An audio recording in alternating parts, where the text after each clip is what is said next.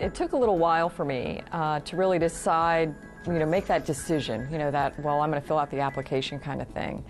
And it really wasn't until I was working here at KSC that happened. And it was after a few years of working here at KSC when people that I considered to be mentors encouraged me to do it. Once they knew I was interested in it all, they encouraged me to do it. And I honestly think without that, I would never have even picked up the pen and filled out the application. I really don't, because I didn't feel like there was anything special about what I had done, and especially after seeing, the people around me that were in the astronaut office, or even people that were working here at KSC with me. I'm like, how do I stand out at all? So I'm very thankful, because what cooler place to fly than space, which is what led me down the whole path to wanting to work for NASA, to begin with. But I'm very thankful to the people that maybe knew a little bit more about me or saw something in me that I didn't necessarily see in myself.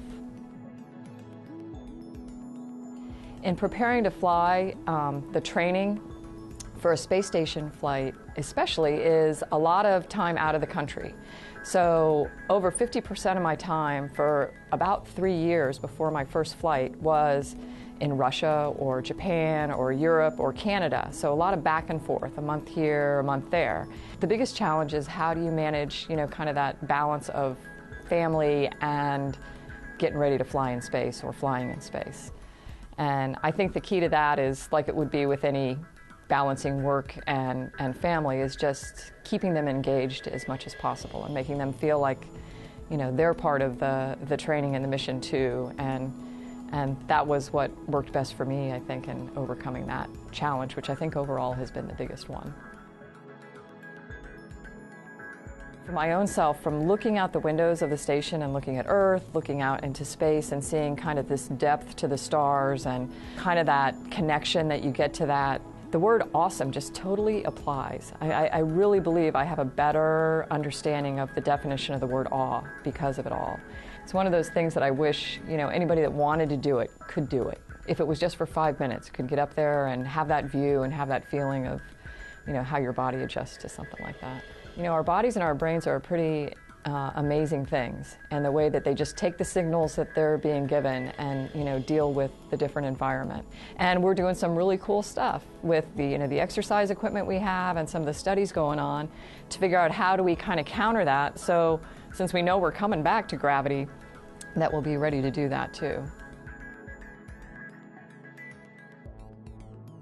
The international relationships we've developed and kind of overcoming the challenge to build something that complex in space with 15, 16 different countries involved, and the positive relationships that we've developed from doing that have benefited us here on Earth in many ways as well. I think we, because of those relationships, deal with our international partners on other issues in a much more positive way. I also think that the station is this perfect example of getting a dual benefit out of something. Everything about it, the science that's going on, the way the space station works, the solar arrays for generating electricity, the systems that clean our air, all of that kind of self-contained thing. Every aspect of it is helping life get better here on Earth and helping us figure out how to explore further off our planet, get further out of low Earth orbit. The parallels are perfect. And after flying in space, I think back on it and I look and I try to find what was the one best training experience I had in preparation for what it would be like to live on the space station. And living in Aquarius with, and it's 60 feet underwater, was in this habitat that was like the size of a school bus, was the perfect analog to that.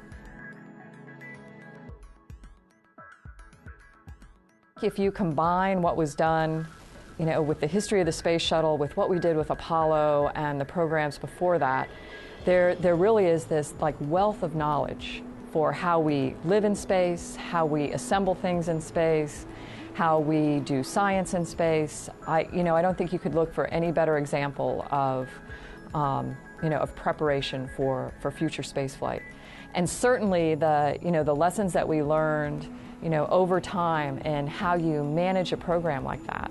The things that you need to do to keep yourself safe and then allow yourself to prosper are just represented very well by what went on with the Space Shuttle Program. And I'll tell you what, you couldn't look for a better group of people to assemble and care for and feed spacecraft than you have here at Kennedy Space Center. The expertise that's here is amazing, and I hope for that future we'll be taking advantage of that expertise as well.